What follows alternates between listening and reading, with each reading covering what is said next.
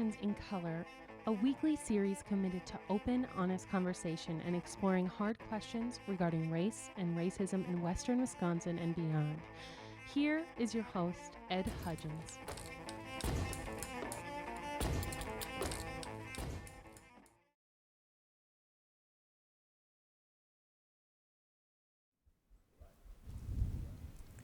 Well, hello there, and welcome to this week's episode of Conversations in Color, emanating from the beautiful RCU Theater here at the Pablo Center at the Confluence.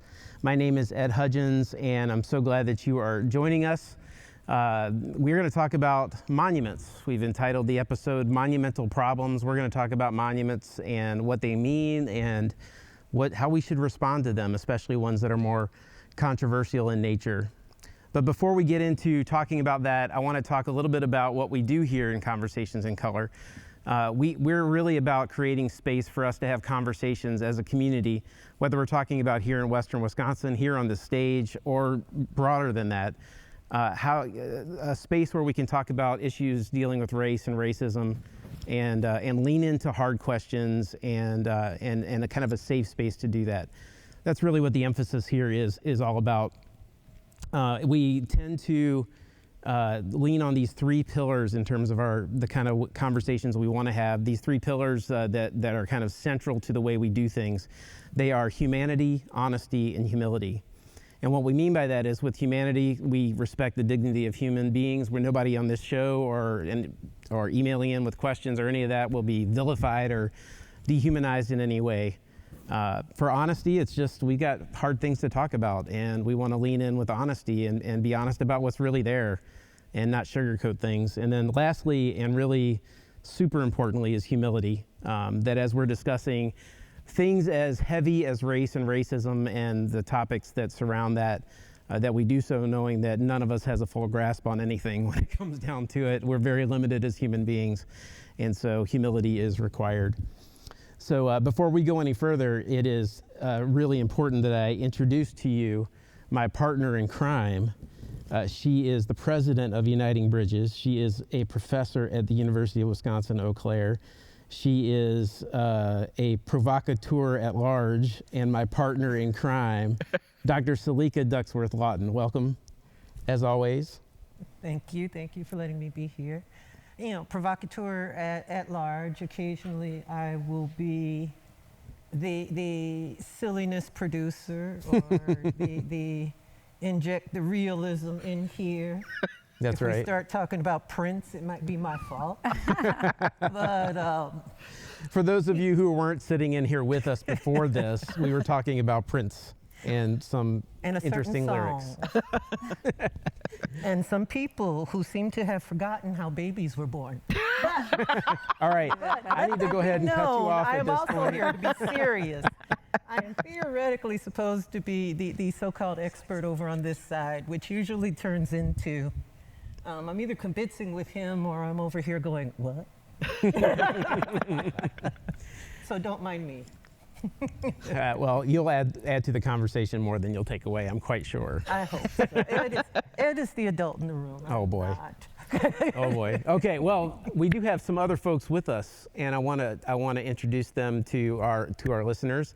First, we have Dr. Cheryl Jimenez Fry, and she is a professor as well at the University of Wisconsin-Eau Claire, and focuses on public history, Latin American history.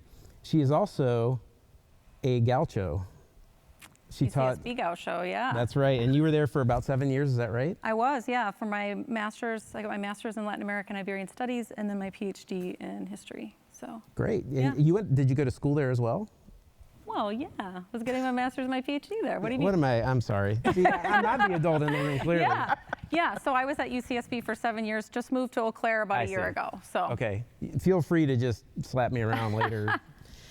Thank you for correcting me there. Yeah. And we were talking earlier about just how cool a team name Gauchos is, but yeah, you were saying that there's potential that there could be a change, right? Well, what's interesting, actually, it does tie into what we're talking about today, because actually what I study primarily is monuments is one of them, but I study cultural history, and so what's interesting about the Gaucho is an Argentine cowboy, for anybody who doesn't know. So There's nothing wrong with an Argentine cowboy. They're actually very celebrated in Argentina, but they were not in the 19th century, which I'll talk a little bit about. So thinking about what's venerated, what's rejected, in the 19th century, Argentine intellectuals hated the gaucho. They, it was just this miscreant, savage, mixed race wanderer in the plains of Argentina. And so by the early 20th century, the gaucho becomes this sort of mythic figure, like the U.S. cowboy. Is that, from what I understand in U.S. history, it's the same, right? The U.S. cowboy is rejected and sort of becomes this icon of identity.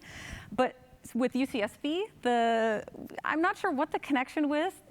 There isn't a connection why they named them the Gauchos, but there is. It's a cool name.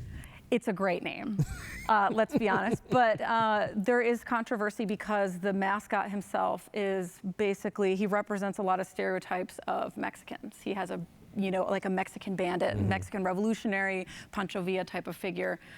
Mexico and Argentina are obviously very different. Right. And so the students at UCSB last year voted to change the mascot to a raccoon, to a mapache. Which is super great. We'll see if I don't know if that'll be approved, but it's another one of those questions that maybe we'll get to today, thinking about like symbols and what do they mean, and should we change them? What do they represent? Who we want to be? Or absolutely, yeah, we got a lot to explore. Yeah, for sure. And lastly, but certainly not leastly, we have Dr. Latrice Donaldson, who is a professor at UW-Stout, working in the social sciences department, and she has a book that recently was published called, and I have to read it because it's a long title. That's what we do. We're historians. Yeah. We have long titles. It's called Duty Beyond the Battlefield, African American Soldiers Fight for Racial Uplift, Citizenship, and Manhood. And you know it's an academic book because there are years behind the title, 1870 to 1920. She also, I understand, has an affinity for DC Comics. I do. I'm a huge DC Comics fan, and I now that I think about it, maybe I should have just went with Duty Beyond the Battlefield as you read it, as you say it aloud, as you look, and then I'm like, yes, it's a really long title, but I'm a huge. The last thing I wanted to do was make you feel bad about the title of your book. No, you didn't. I'm just thinking about, for my next book, we need to maybe, I'll talk with my co-author and be like, well, do we need the dates? But, should we just leave it, with the specific title and just drop the dates? I don't know. We'll see. Yeah. But yeah, I'm at UW-Stout, and I went to the University of Tennessee, Knoxville. We're the volunteers. And I'm also a tiger. I'm this tiger. So, no controversial, no.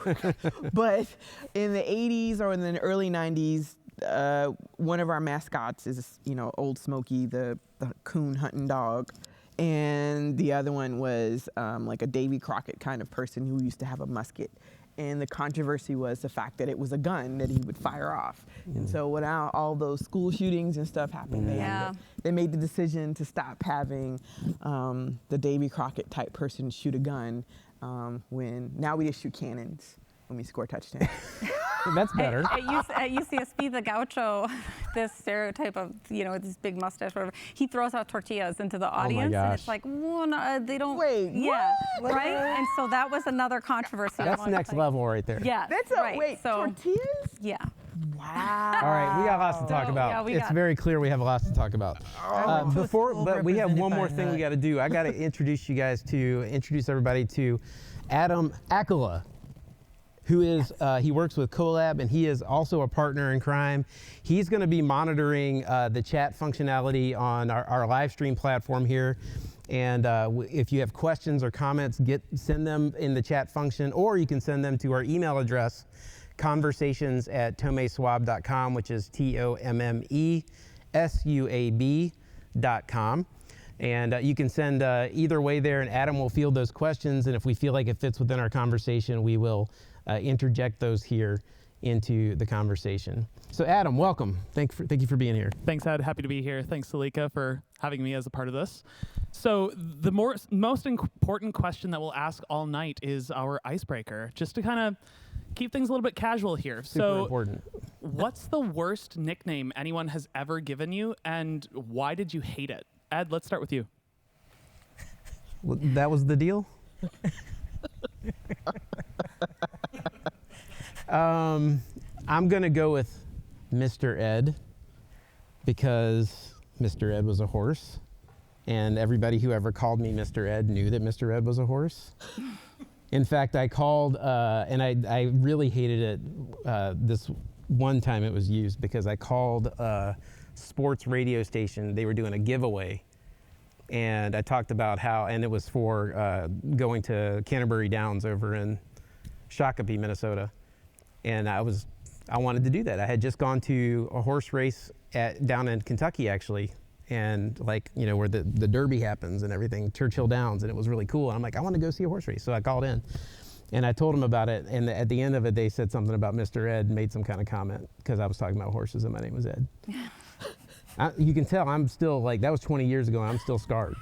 Still thinking about it. Yeah, so I can't talk. I need to take a break.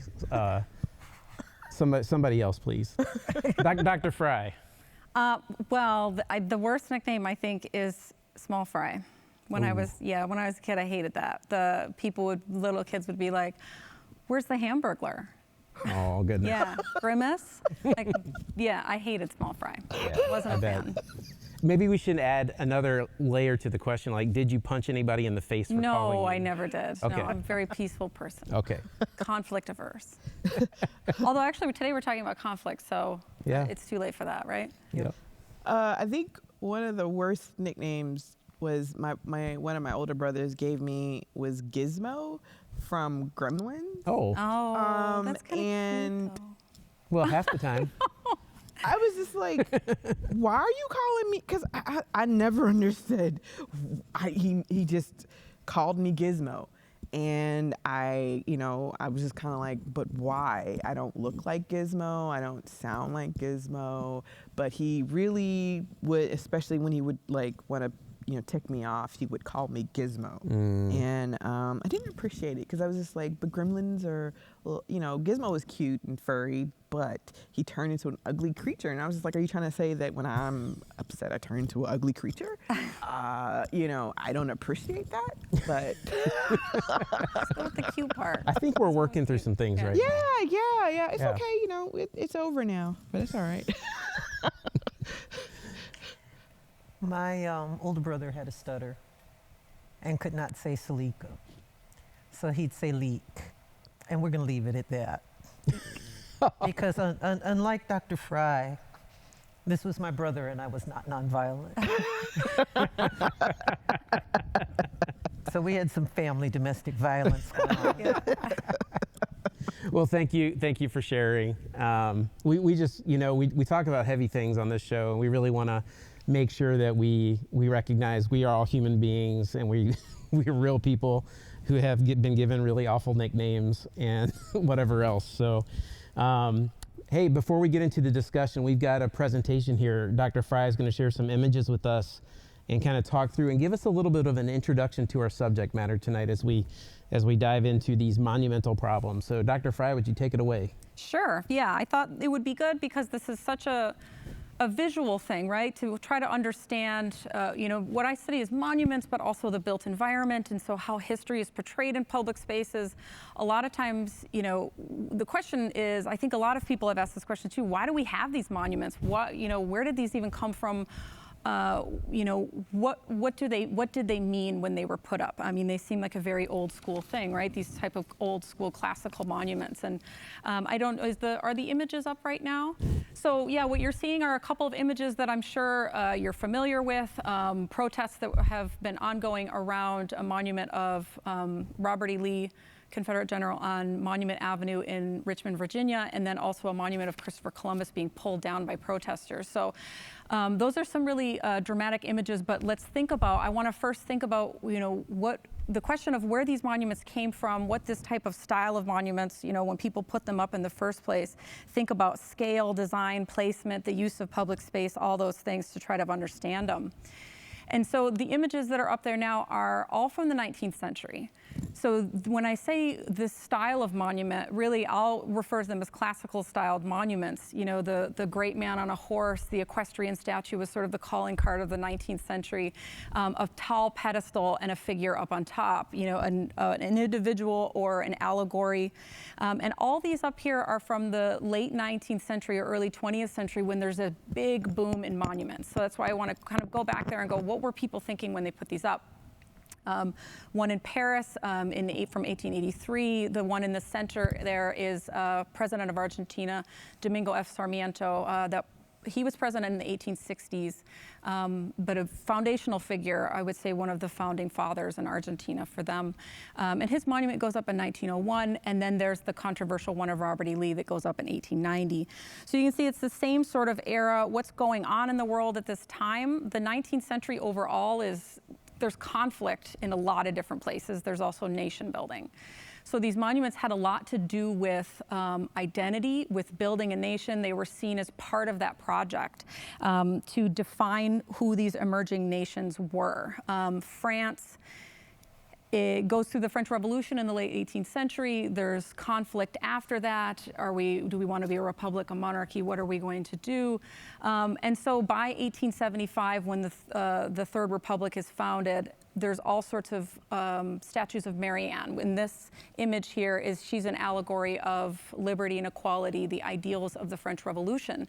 And so patriots started commissioning all these statues of her to embody the ideals of the revolution.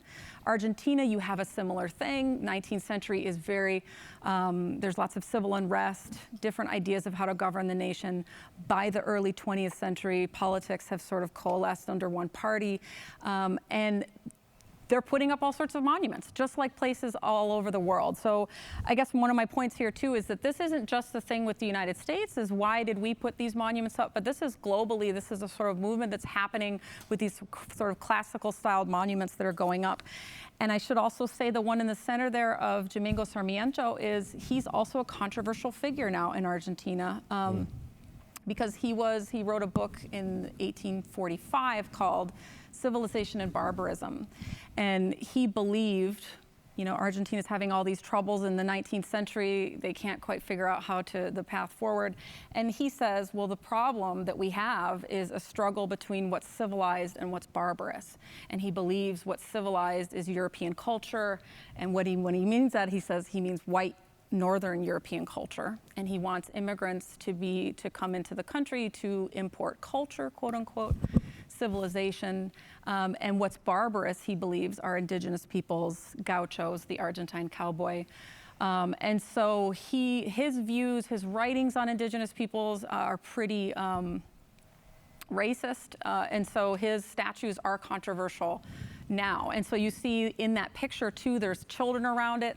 Part of these monuments too that I want to point out at the time, now we sort of look at them and we go, does anybody even notice it? I'm not even sure, what does it even mean? Now we're asking questions about it. But in the late 19th century, early 20th century, these were a big deal. And so in that image, there's kids around them. It was about ceremony too. It was about, you know, you have this figure on a pedestal, but it's also about commemoration and, like, you know, the ideals that were embodied in the monument, sort of constantly getting those in people's heads. And so there's the Robert E. Lee statue that comes out in 1890, or that is inaugurated in 1890. Of course, we're going to talk about the Civil War today and Reconstruction. And so the U.S. in the same way is going through a traumatic 19th century, and there's an idea of who are we? Who are we building our identity? And so for the U.S. South, that comes to Confederate ideals. Essentially what these monuments were meant to do, they were supposed to be didactic. They were offering moral, patriotic, and cultural lessons. An example, I'm going to go back to these just for a second, because that allegory of Mary Ann, of liberty and equality, she's up on the top. Sarmiento was seen as the example of virtue and patriotism. And so that's how these were explicitly understood in this period. That's what they were supposed to be, examples for other people to follow. There was this very clear understanding at the time that people thought average citizens need to walk to see these in their everyday landscapes in order to emulate these qualities, that these were examples of patriotism and virtue and ideal citizenship.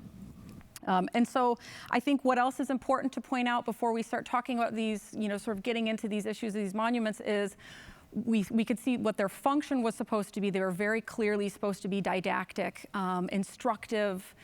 These were times when huge portions of the populations were illiterate, and so people thought this is how you instruct the public. But this was also about placement, where they were put. This example of the Robert E. Lee statue, he's towering above the landscape. So it was about literally putting someone up on a pedestal.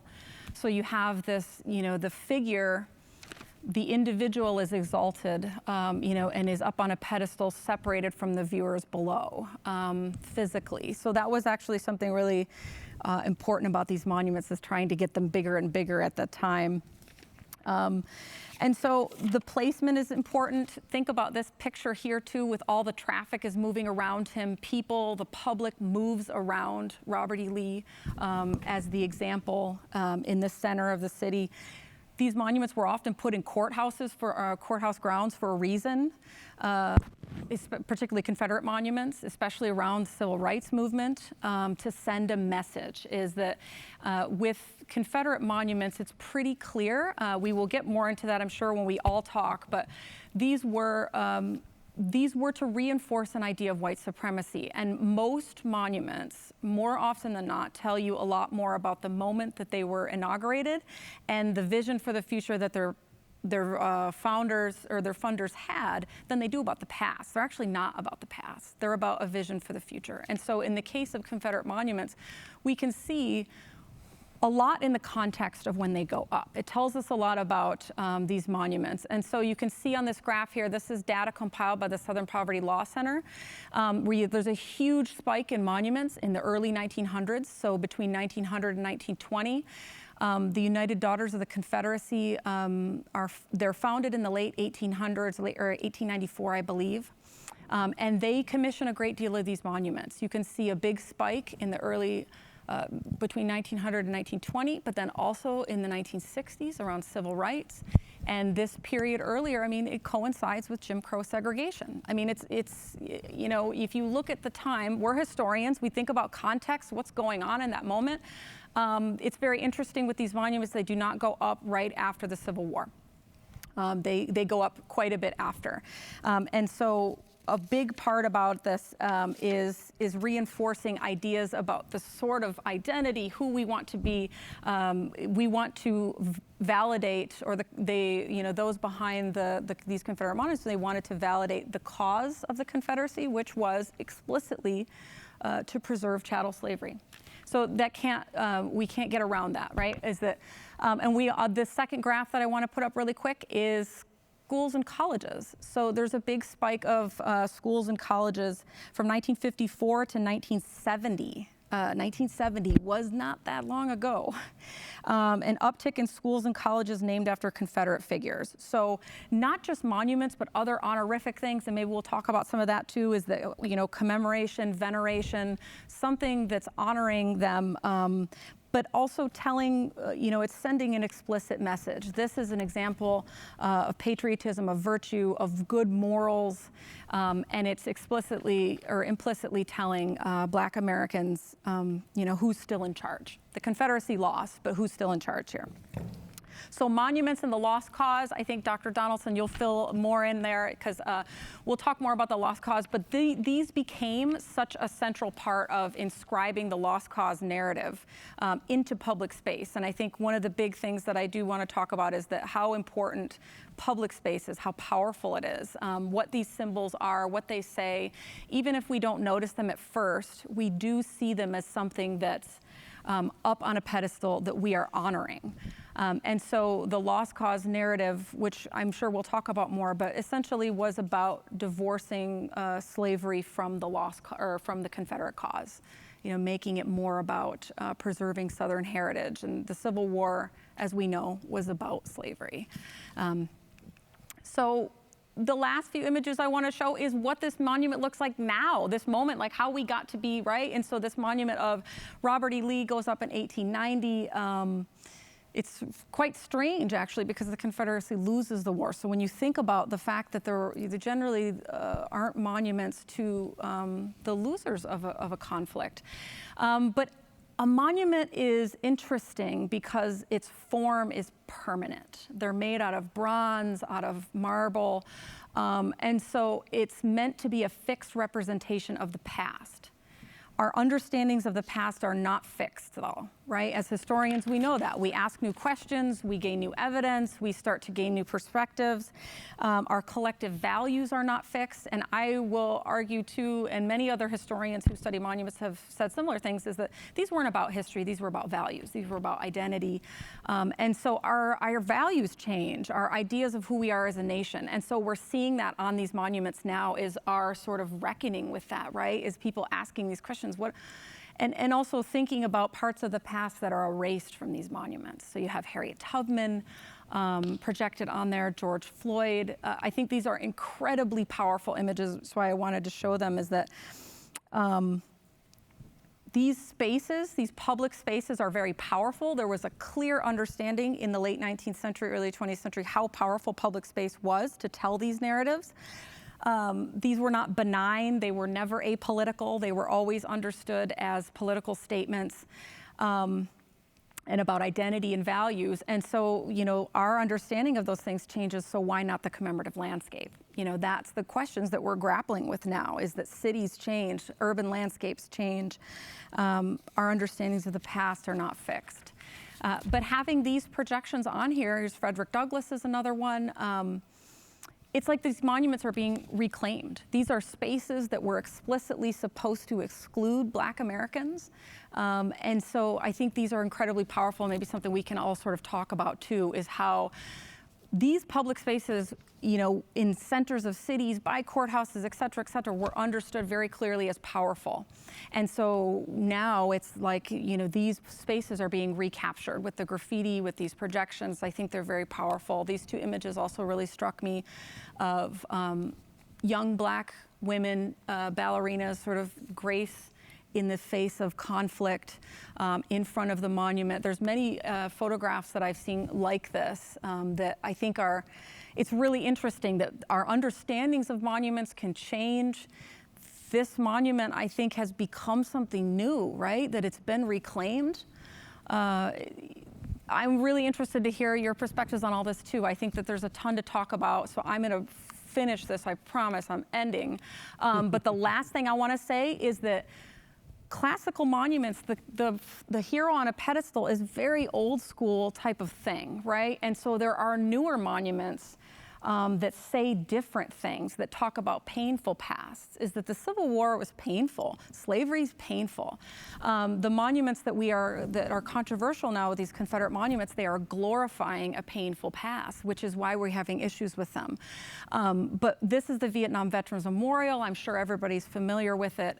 It's incredibly moving as a monument and totally changed the way that we understand what monuments can do. When this went up in 1992, a 19-year-old, Maya Lin, 19-year-old Harvard architecture student, I believe, she designed this monument, and it was incredibly controversial when it came out. Why? Because political or conservative politicians believed that it was not celebratory enough. They wanted the old school. They wanted the classical style monument, a celebratory thing. But the truth was is that Vietnam, there was nothing to celebrate about it. So there was a big question about how do you monumentalize, how do you memorialize something that is a painful past? And this was the answer. Now it's revered and a sacred symbol. But the answer to that was not these classical monuments that celebrate and tell a very limited story.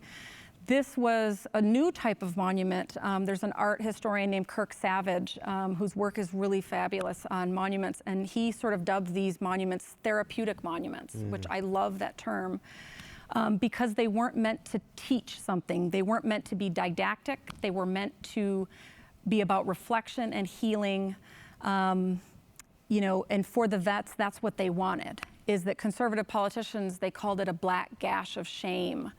They called it a mass grave and a gaping hole on the National Mall. They hated this.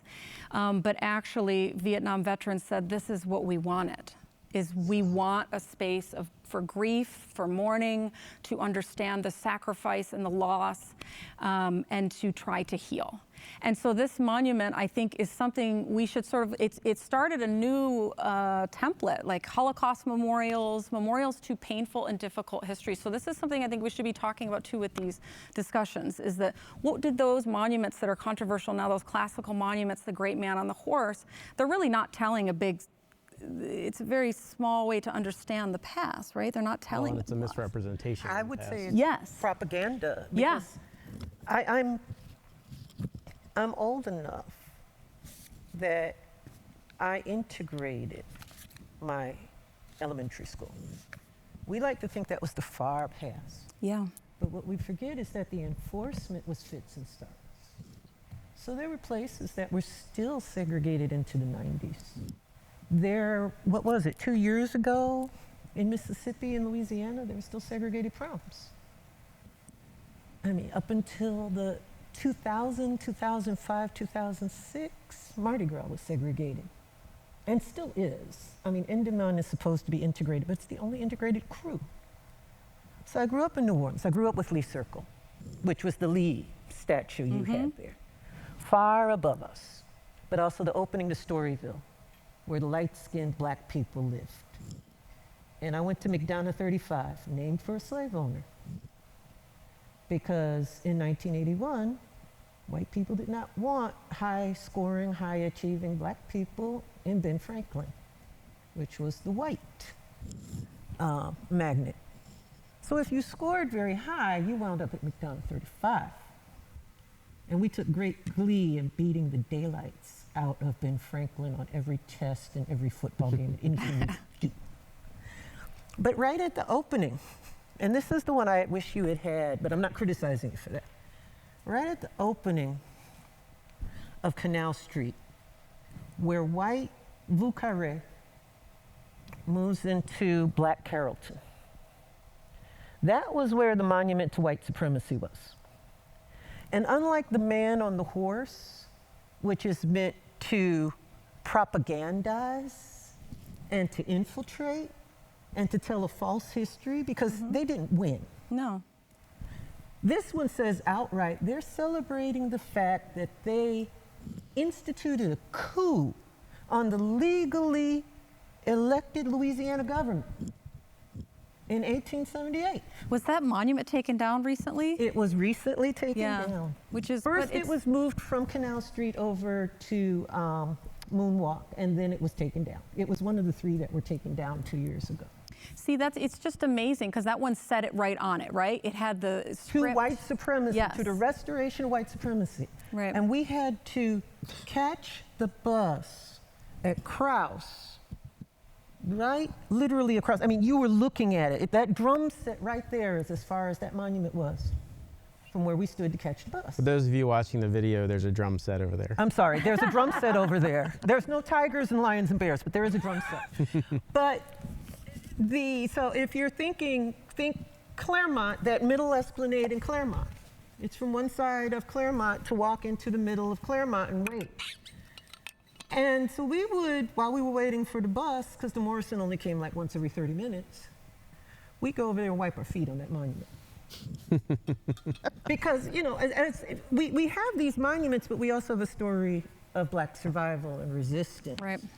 When Smitherman, the mayor of Selma, who called Martin Luther King Martin Luther Coon, finally got voted out in 1980, his finally screw you to the black community was to put a statue of Nathan Bedford Forrest, a classical, beautiful statue of Nathan Bedford Forrest, the founder of the Tennessee Clan.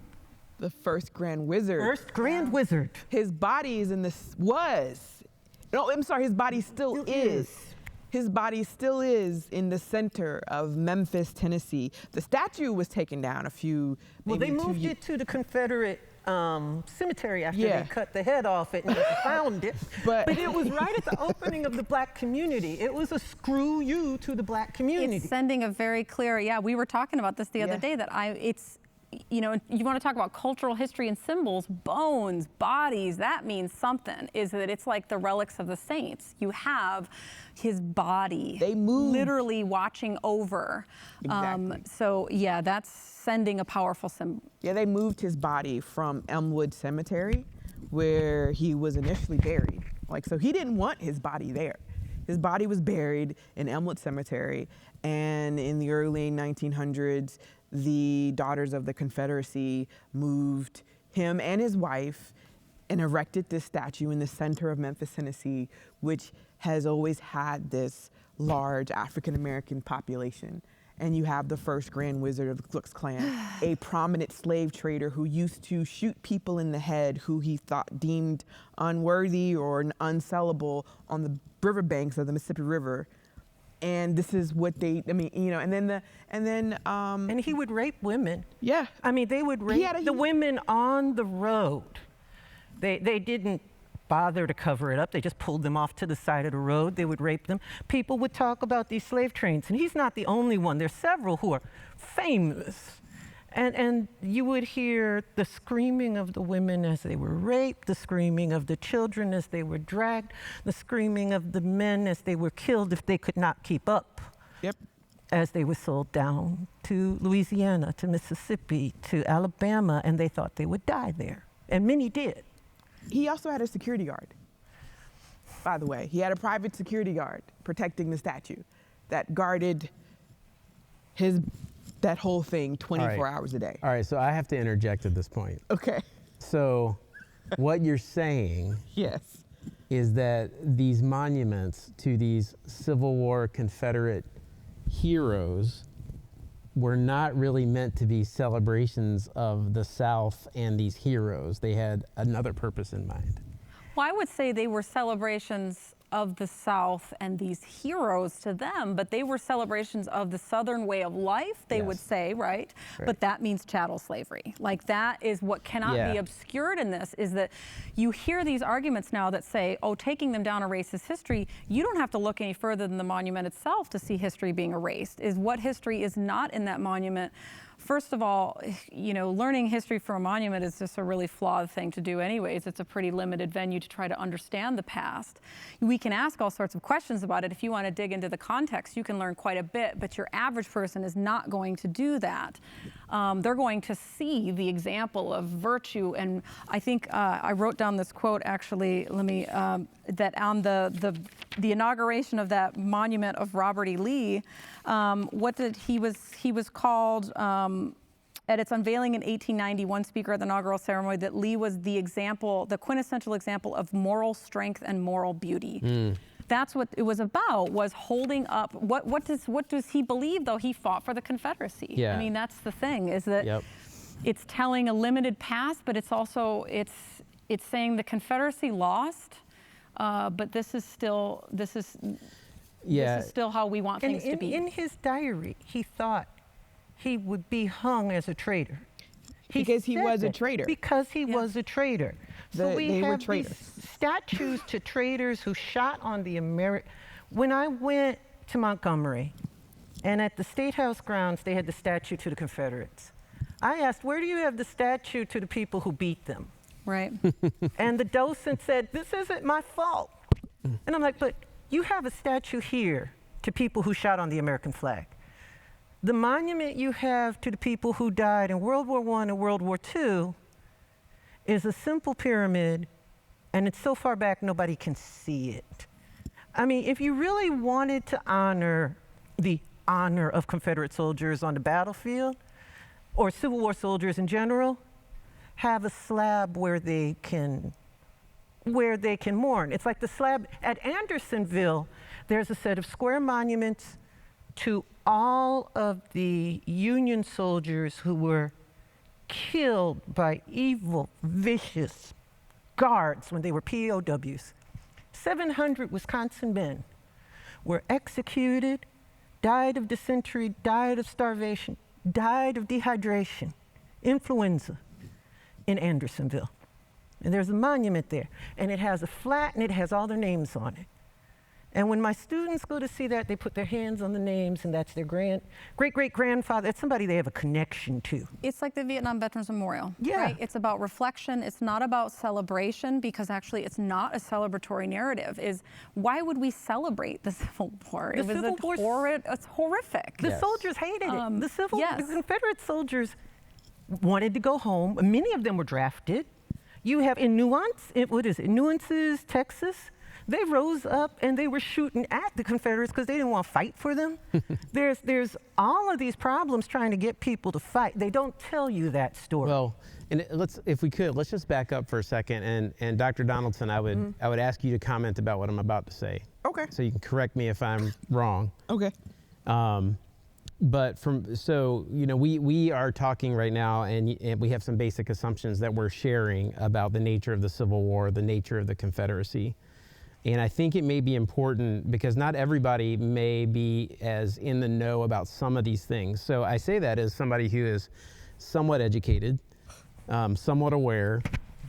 But there was a time in my life where I believed in the whole states' rights thing. Yeah, but what I was missing was what was in the very Constitution of the Confederate States. Yeah, the Articles of the Confederation. Right. So like the idea is, yeah, states' rights may have been the issue, but it was an issue because you wanted the right to say who was human and who wasn't.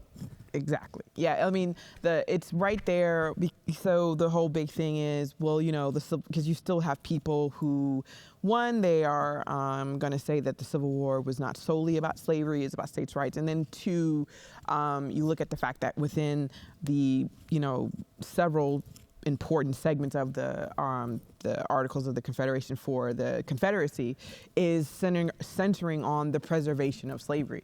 And not just that, right? Because they also will want to latch on to this idea, and, Salika, you can, back me up on this, this ridiculous notion of Black Confederates. Right? And that whole idea, because, not only does the idea of the lost cause, because at the end of the Civil War, Robert E. Lee says it himself, put away the flag and everything. And he doesn't want any statues, right? He explicitly says this. Well, the thing was, they're erected 40, 50 years after the fact. They're erected at a time when Jim Crow is being the law of the country, and they want to send a very clear message to African Americans that you are second-class citizens, that you are, the way that the ideology of what your role should be is to be subservient to whites. And so these images of these people, because like you said, the images of the statues, they're wearing their military uniform. What country in the world erects statues of individuals in full military regalia? They were the losing side. Well, and not just that, it was an insurgent revolution against the country, right? Yes. Is that so? That is the crazy thing about it, right? Is that there is this argument too, are we erasing history and who's next? Jefferson, Washington. That's a whole other conversation, right? Is that we can talk about this because historians, we understand complexity. This stuff is very complex.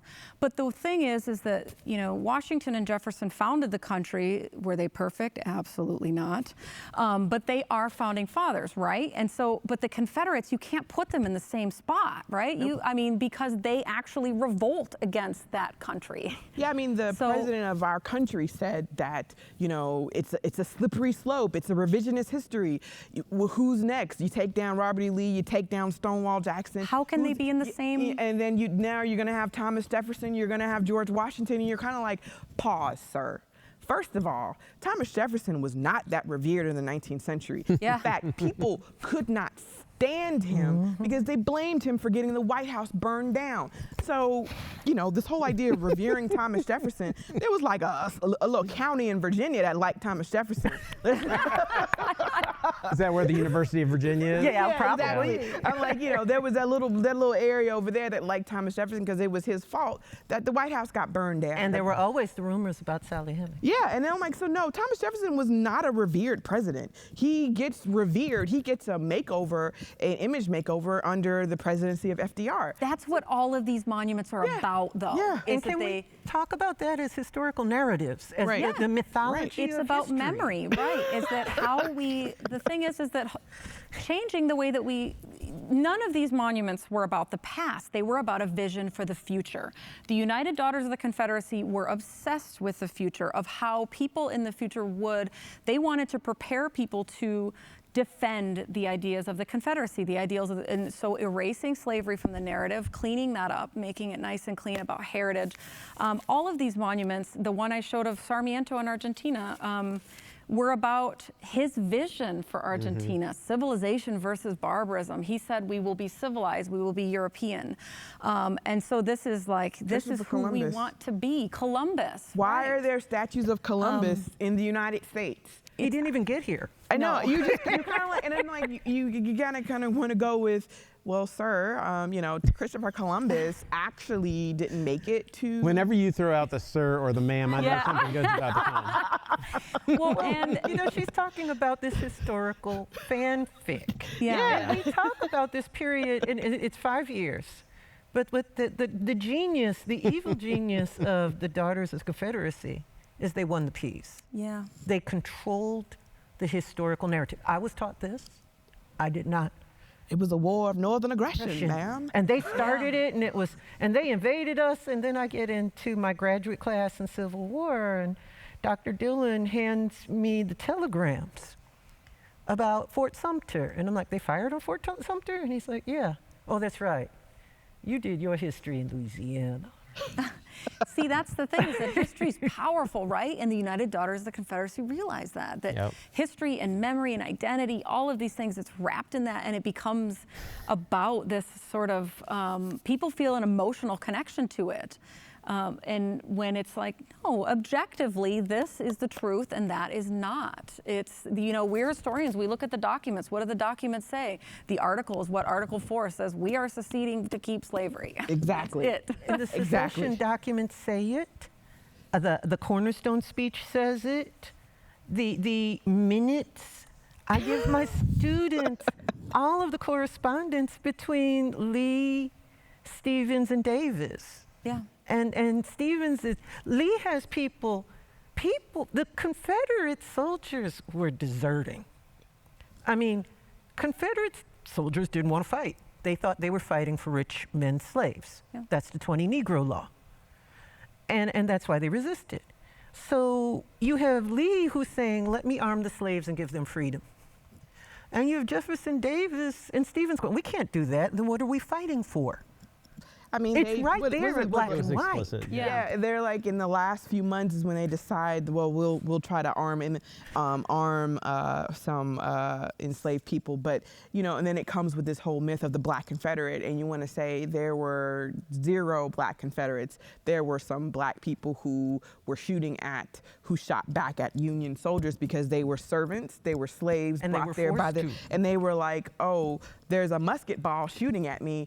I need to fire back, so I need to save myself. Yeah. But no, they're not trying to fight to preserve the Confederacy, and it's total nonsense. Yeah. But if you go on Twitter, and you'll see this whole ridiculous, because people actually, I had to give a lecture at a school in Virginia, actually explaining to students that no, there were no Black Confederates. Please understand, there were no Black people who served voluntarily for the Confederacy.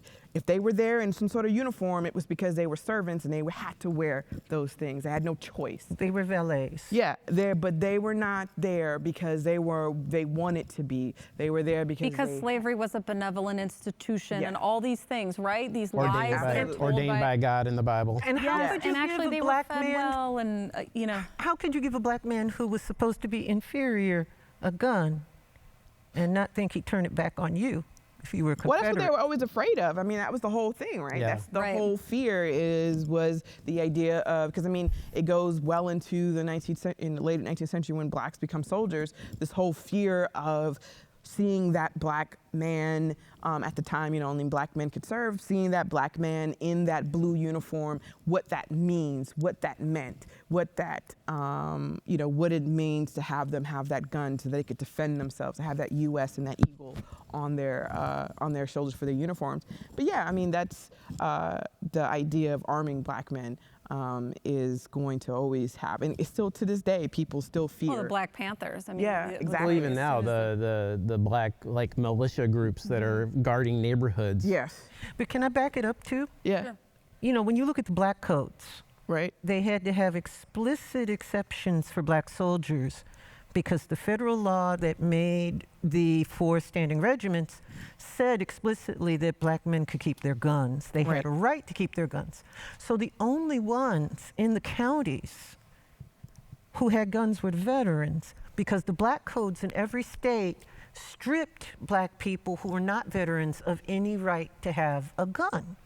So veterans become this special target of the Klan. If you go to the EJI's monument to the lynching victims, it's almost when you look at it, the World War I, the 1919. Yep. That's a lot of They veterans coming back in purposely, uniform.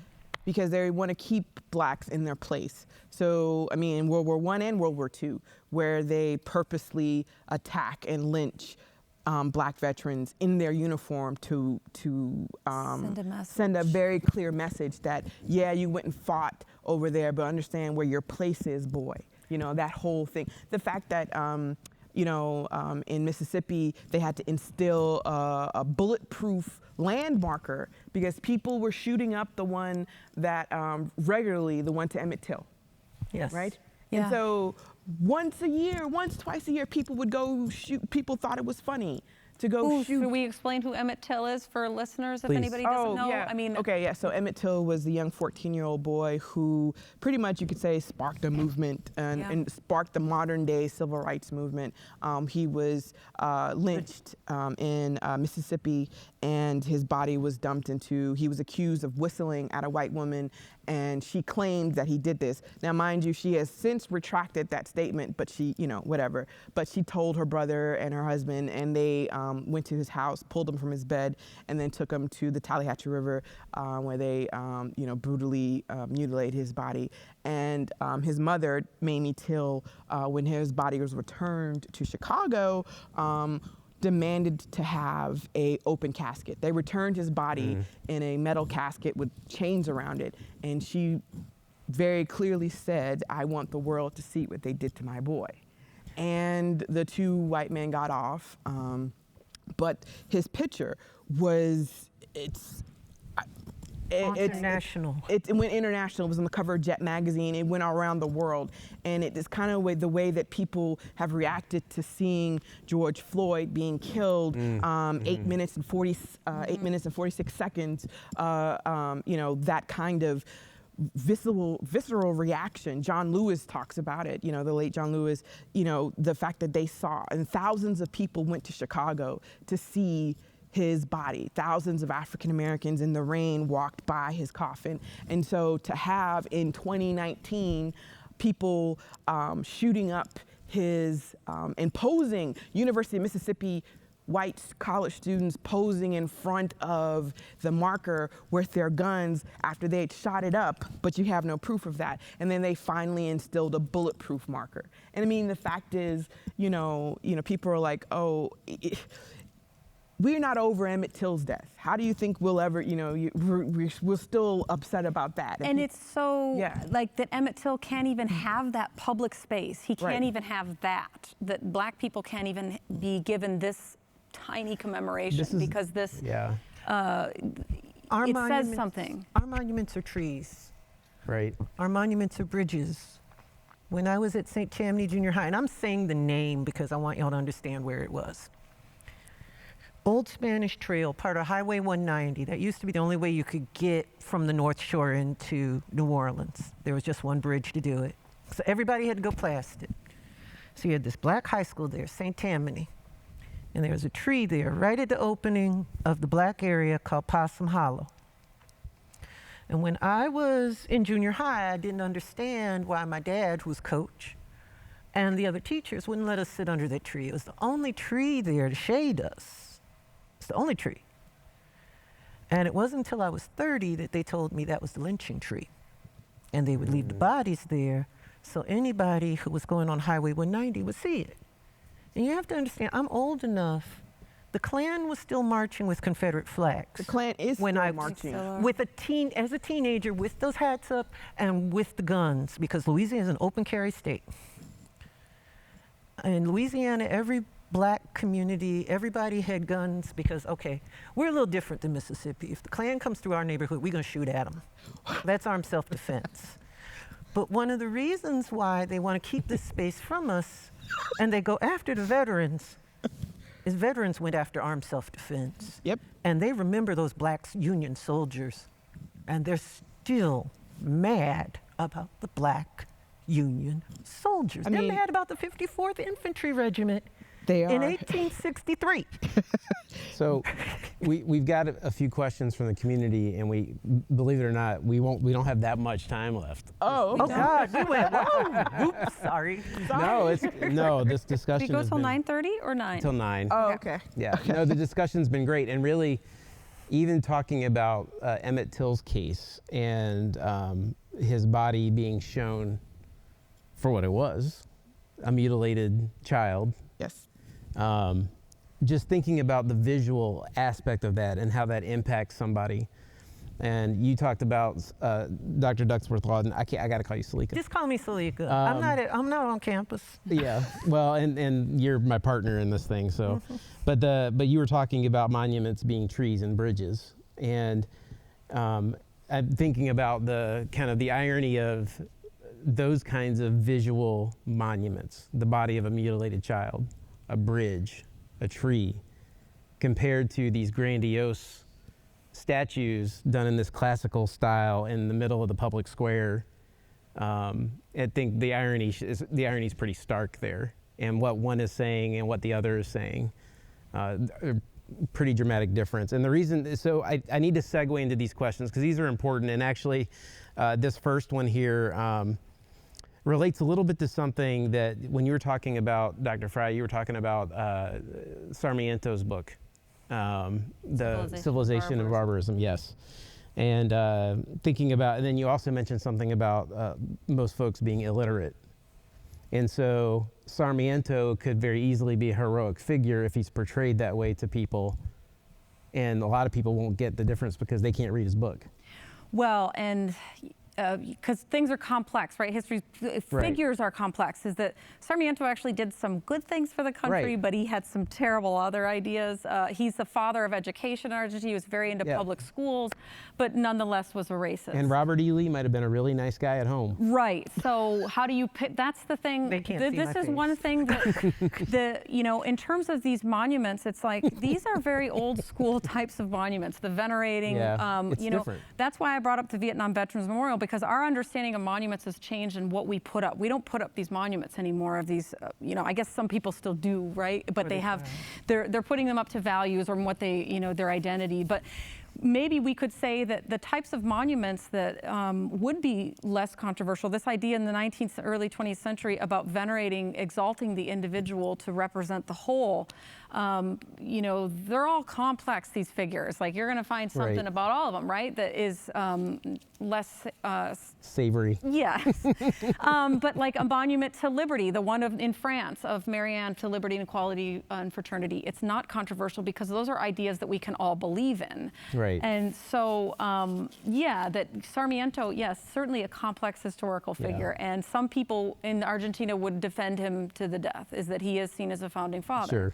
But didn't Argentina kick, as I recall, I think didn't Argentina remove or forcibly remove like a monument of several monuments. Well, no, one of not Columbus just that, but I mean recently. like people of color, like when yes, yeah, they see, that's why it's also so. Sarmiento writes in 1845. He says the answer is to import civilization and get rid of barbarism. He wanted to whiten, and which is why Argentina, compared to the rest of South America, has more European. You know, is very it's heavily Italian. So there's a lot of long story short, essentially, Sarmiento has this vision. He doesn't implement it as president, but there is a president named Julio A. Roca. And the monuments of Roca are incredibly controversial in Argentina. He becomes president in the late 1800s. He's a military general. He's the man on the horse. He heads a campaign, several campaigns of genocide against indigenous peoples in Argentina. And he actually says, he uses the U.S. as a template. He says that his words were, the U.S. solved their Indian problem, and now we will solve ours.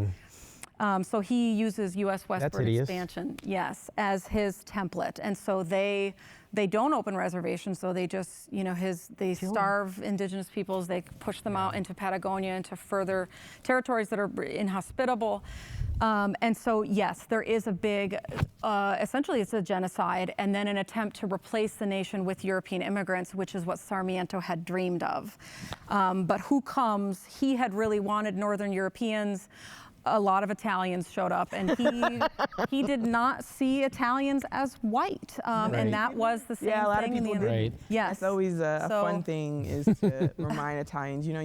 For a long time you were black, so especially Sicilians. Yeah, if they go to New Jersey, Southern Italians. So I gotta be disciplined, y'all, because I'm kind of running off the. It's not just you. I mean, I think we could talk about this stuff all night. I mean, but I want to get to these questions. These are really good practical questions. So. Can you speak to the process of removing monuments from our communities, how it could happen in a manner that people can better understand why they might be removed and agree or submit to it?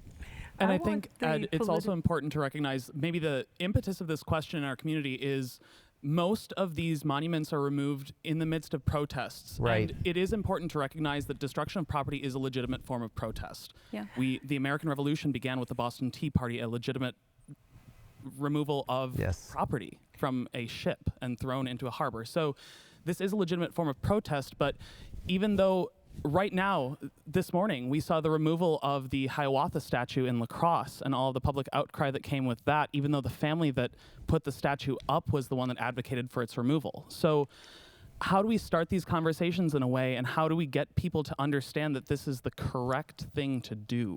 My people's money, our public money, has paid for these statues, and we've had to look at them for 150 years. The maintenance of a lot of them. The maintenance of them. Don't we get a turn in to say what's in our public space? But it really, I didn't want the protesters to take them down because that lets the politicians off the hook. I wanted the politicians to have the courage to say, if we're going to be one nation, we have to have an accurate history, and we need to be welcoming to all our people. And we can't do that with a statue of somebody who saw them as subhuman up. So while the protests are taking them down, they're saving the politicians. I would be far happier if the politicians, or if it went to referendum and the white people themselves, because the majority of white people don't want them. That's what they don't talk about either. Because when you look at the Pew polls, you look at the others, they're like, well, why are they there? And we didn't even know what they were for.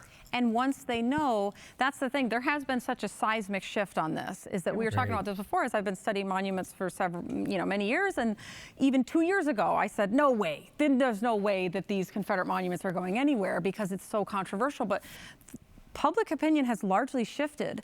Why? Because people are learning more about history. I think this question of, are we erasing history? I think actually talking about all of this, having these conversations, it's doing the opposite. People are understanding more about history. They're actually asking questions. Who is that? And why is he up there? Is that somebody that should be on a pedestal? I had never read the Articles of Confederation for the Confederacy.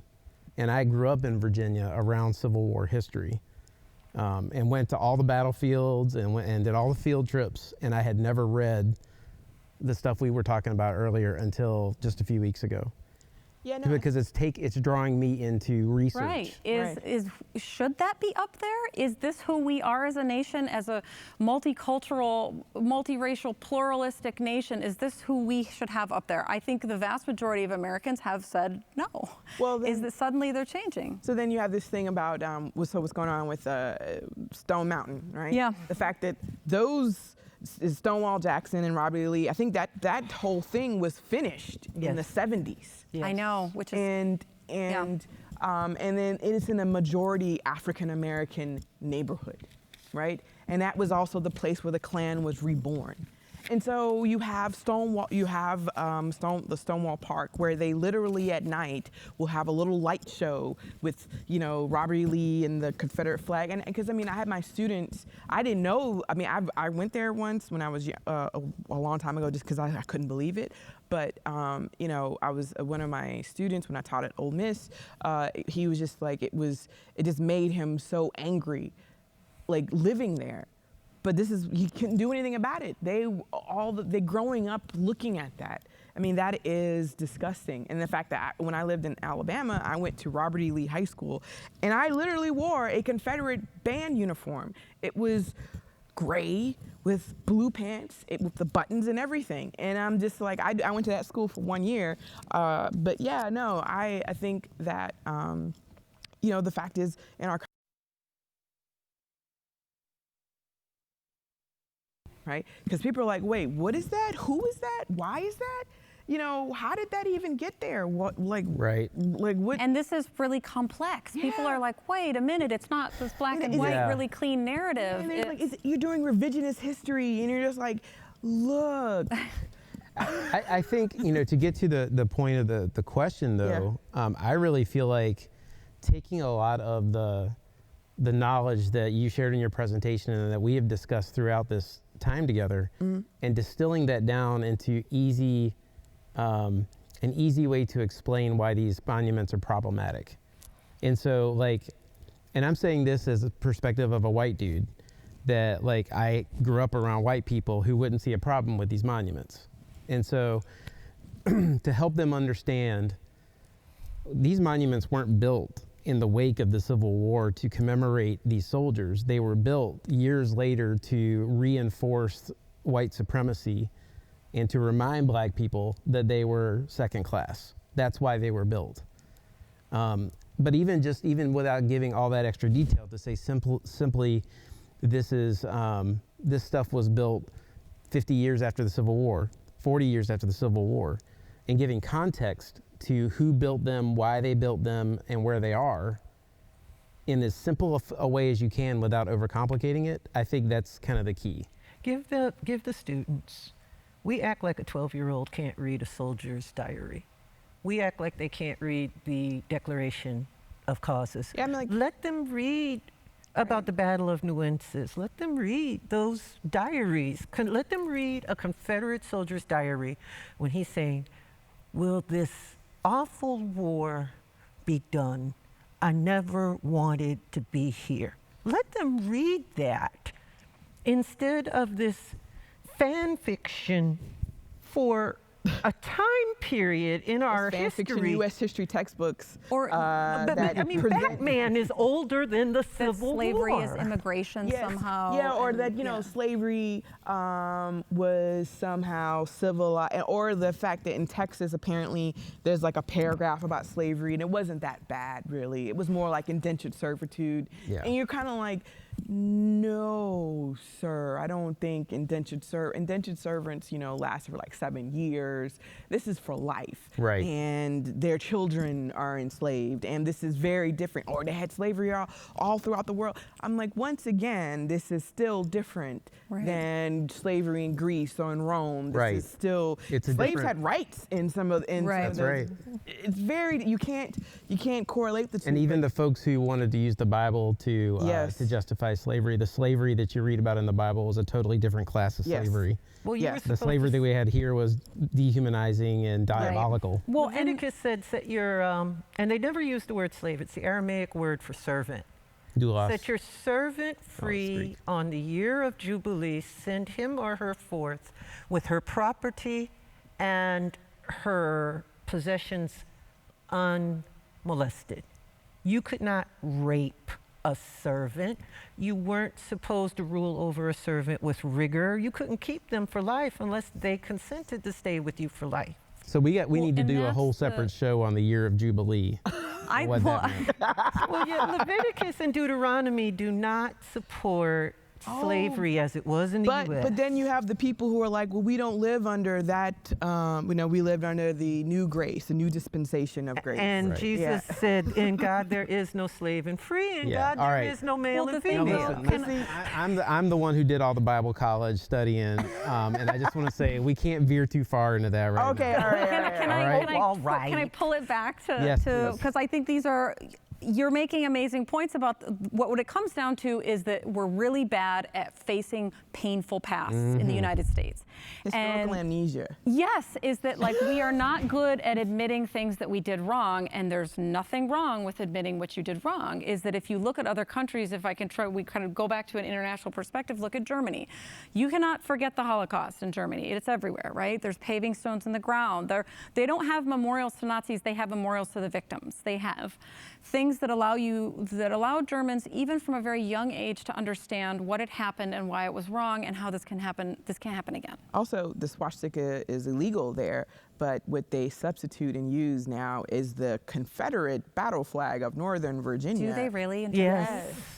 That's what they use to demonstrate their love for Adolf Hitler, is the little rebel flag that I see flying around Wisconsin, oddly enough. Yeah, I know. Which didn't get here. I got here in '93. I did not start seeing rebel flags here until 1998, until Dixie Outfitters and a bunch of characters in the new Klan started coming into this area and trying to claim that the rebel flag just meant rural rebelliousness.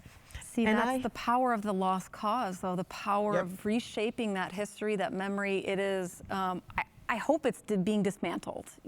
Something is changing, right? Like, well, give me some hope. On where. It depends on where and who. So the next question actually, I think, is pertinent. I'm going to ask Adam if you would address, and then I'm actually going to answer it first. Yeah, sure thing. So there is kind of this theory in the United States that because we elected Barack Obama as our president, that we live in a post-racial society. And there seems to be an argument of why didn't this happen? Why didn't we remove these Confederate monuments when Obama was president? Why didn't that happen? Because now we're in this post-racial society. So I know, right? if you could speak to that. I'm sorry. But it's a legitimate argument that people are experiencing in our community. I would like to, with your permission, I would like to address this. We shouldn't laugh at that question because it is a legitimate question, right? It's a legitimate question that somebody would ask. But the assumption behind it is what we're laughing at. Right. There shouldn't be the assumption. But I think it's not even just about that. I think it also might have something to do with just politics. Why did this not happen under the Democrat president? Not just the black president, but the Democrat president versus the Republican president, who a lot of Democrats hate. Who owns locality in the South? But hold on, though. Republicans. Hold on. It is. But this is not a political issue. This is not. But it is. Politics are a means to an end. The monuments themselves, I would argue, were always political, though. No, they were never benign. All right. Hold tight. The white Democrats aren't going to take them, y'all and let the me white say what I want to say. Republicans aren't going to take them out either. Let me say what I want to say here. Talking stick. Yes, right. No, all I want to say is, and this is very, to me, it's very simple. Why did this happen now versus why is this happening now versus when it happened under President Obama? Why didn't it happen then? And for me, it's very simple. It has taken time for us to keep seeing images of black men and black women, or stories of black men and black women being killed by the police, being harassed. It has taken time for a lot of people to hold up, Salika. Let me finish my statement. I'm going to let you finish. I know. I'm already excited to say something too. So here's the thing. Here's the thing: is I have been the first to admit I went through a phase where I would hear stories from the black community about what was happening, and I had never seen it. So I didn't believe it. And then I started seeing video, and then I started seeing pictures. And now you have George Floyd being murdered being held down by the police officer's knee for almost 9 minutes, on the heels of a white woman in Central Park calling the police saying that a black man was threatening to attack her or whatever, threatening her when he was just taking a picture, and on the heels of the Ahmaud Arbery thing, all that stuff happening rapid fire in the wake of this collective, cumulative amounts of information we're getting about what was actually happening. And then Rona, because people. I know. I would argue that the pandemic also has a role. I agree. I would argue that black people are fed up, and that there are enough white people who have black children that they are finally paying attention, because it's not that the police just started shooting black men. Oh yeah, no. And it's not like Rodney King didn't happen, exactly. It's not like we've never had the video. The video has always been there, the images have always been there, but we needed white people not to turn away. And now we have an internet, we have a social media, and even though it creates certain bubbles, it pops certain bubbles. So the people who want to say that's not happening now get slapped in the face by the black person they didn't know was lurking, going, what are you talking about?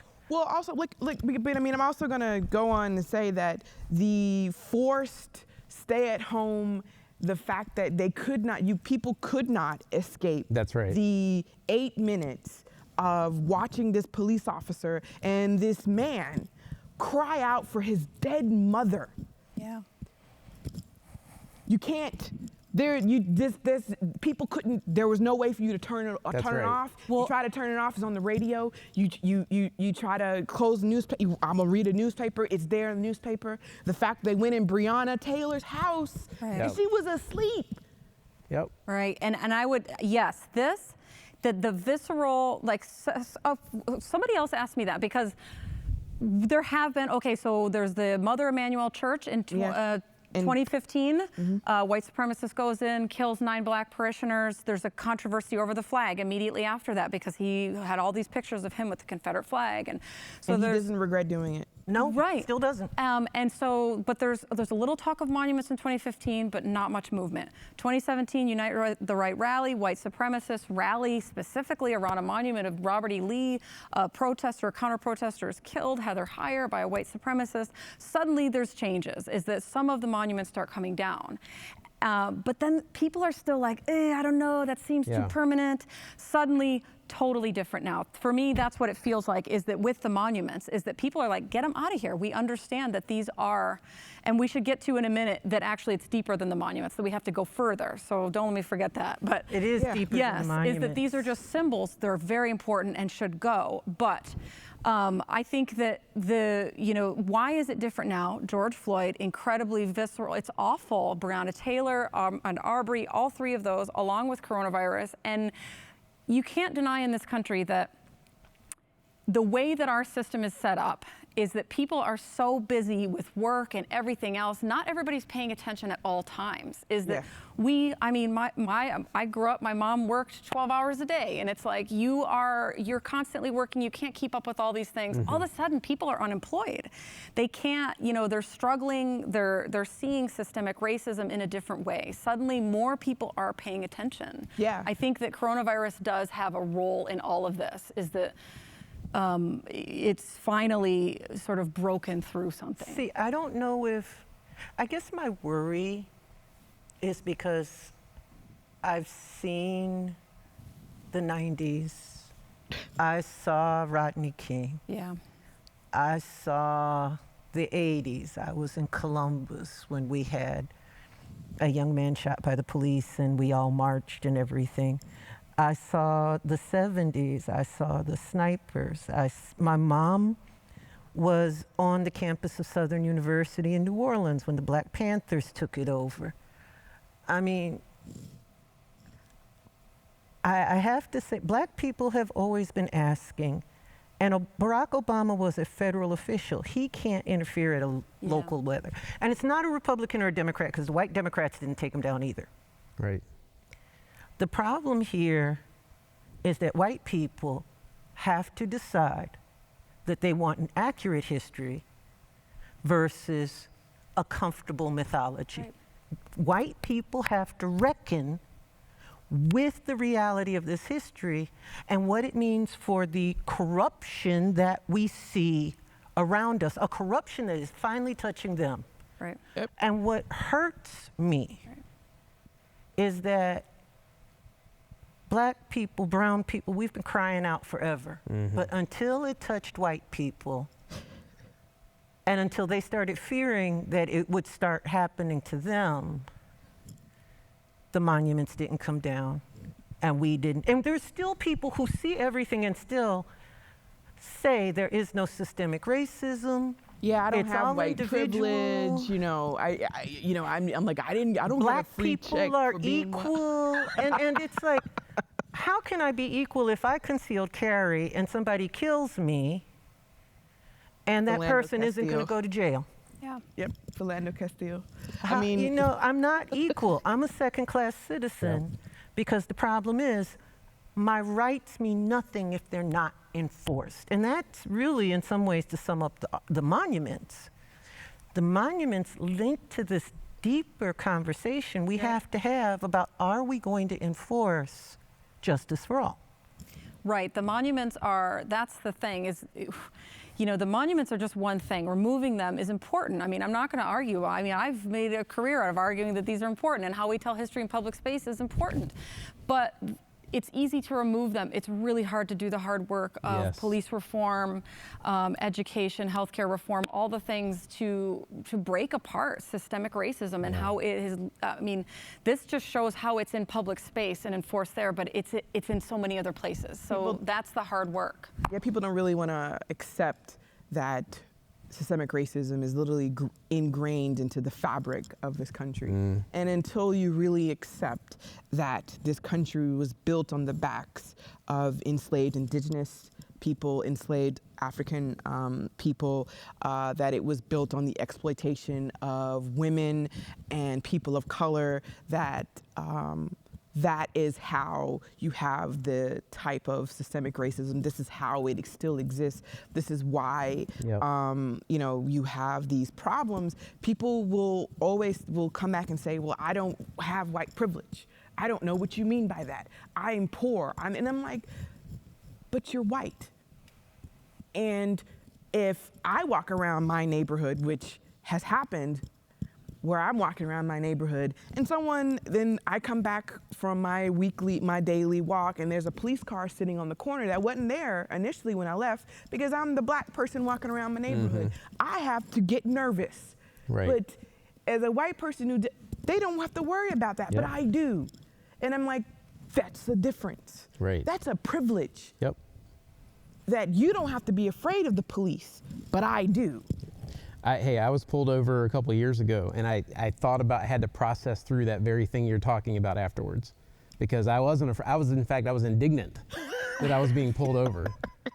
But then afterwards, I had been talking with a couple of friends, and one of them was a guy who grew up in Chicago. I've mentioned him a couple times, and he talked about all these multiple stories and how every time a police car would draw near, there was fear, automatically, and I couldn't relate to that.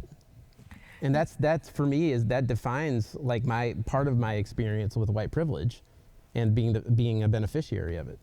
I have worked, because of Uniting Bridges, I've been working with the police here in Eau Claire since about 2009. So it was 2015, I think. It was 9 o'clock in the morning, and I was on Water Street walking over to the little cafe there. And somebody yelled the N-word at me out of a car. We had a police forum that was going to be later that week, and I was just kind of in shock because, you know, I'm sorry, drunken racists, okay. At midnight, okay. It's 9 freaking a.m. in the morning. You're supposed to be sober. What does this mean? So I chewed it over, and I mentioned it to some friends, and at the forum where Chief Staniszewski, the former chief, and the DA and some other people were there, one of my friends outed me and brought it up. It did not occur to me to call the police. Why would I call the police? they might say, you know, I was wearing a suit. I was in bougie wear. I was full black bougie drag. I had the suit, I had the jacket, I even had the nail done. I had the nails done. My hair was flat iron. We're going to have to talk about this off camera, but you're going to explain to me what bougie drag is, ma'am. We will talk. Ma'am. We will talk, child. But anyway, I was full bougie. I went full bougie. But, you know, the chief was like, well, why didn't you call us? It did not occur to me that I should call. Now, my white friends lost their minds. They were like, well, why didn't you kick the car? Why didn't you do that? I am a black person. I didn't want to get shot. I'm not kicking the car. Then I get arrested. But that's privilege. Well, the amazing thing about, you mentioned Amy Cooper in the Central Park case.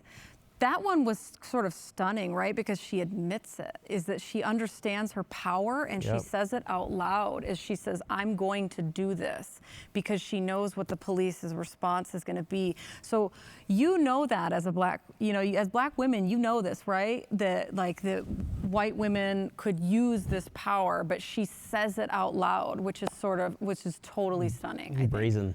Yeah, that she says, I'm going to tell them that you did this to me. All right, y'all. We're up against it, time-wise. So, oops.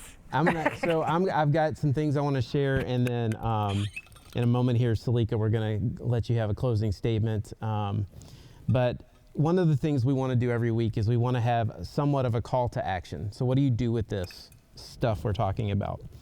In light of some of what we've talked about, one of the things I would encourage everybody to consider is to actually get in and do some research about the monuments in question.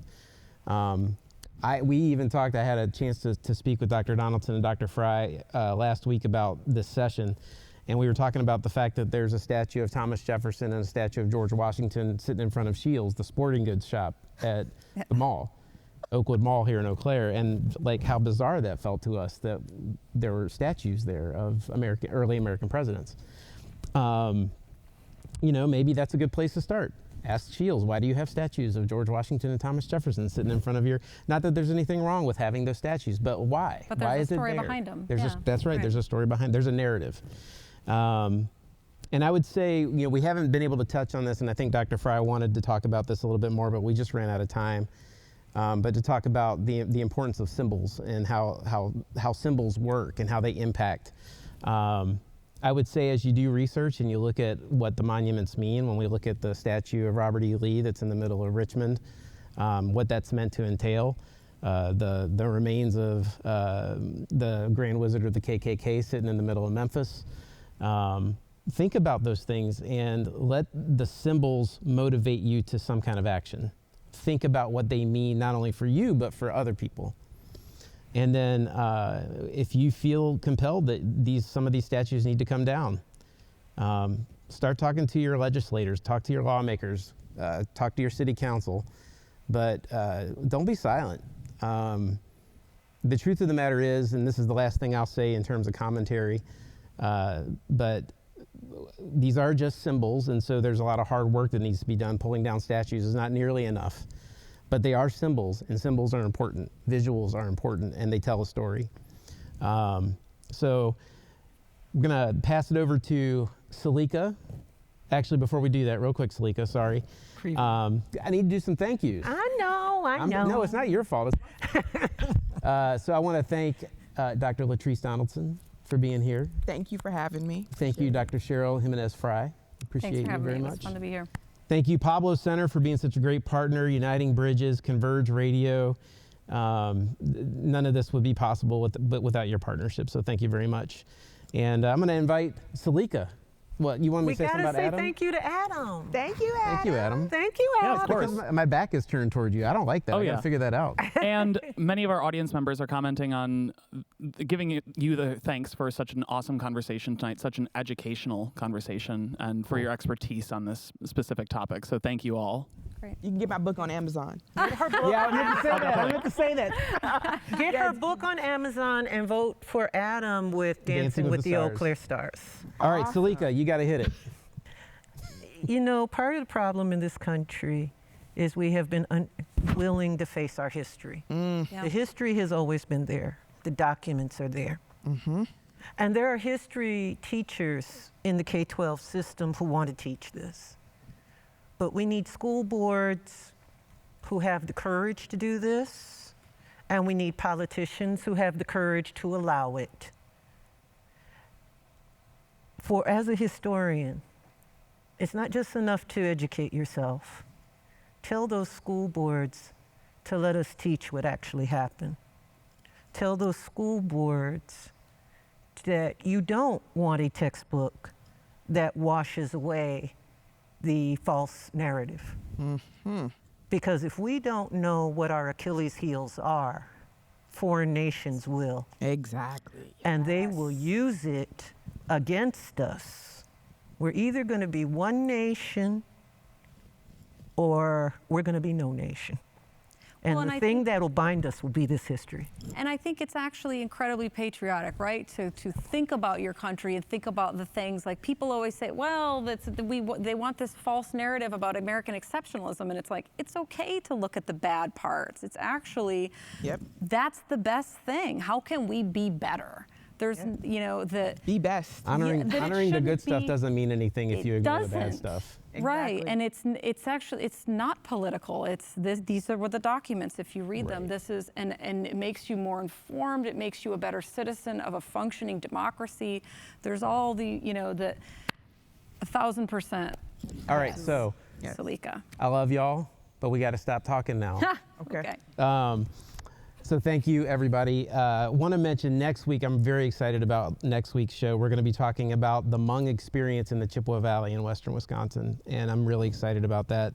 We're going to have Dang Yang, Dr. Ka Vang, and Dr. Kong Peng Pa, all from the University of Wisconsin-Eau Claire, as our expert panelists. And if you're interested in that session, from what I understand, Adam has put the link to register for that session in the chat function on the streaming platform. So thank you, Adam.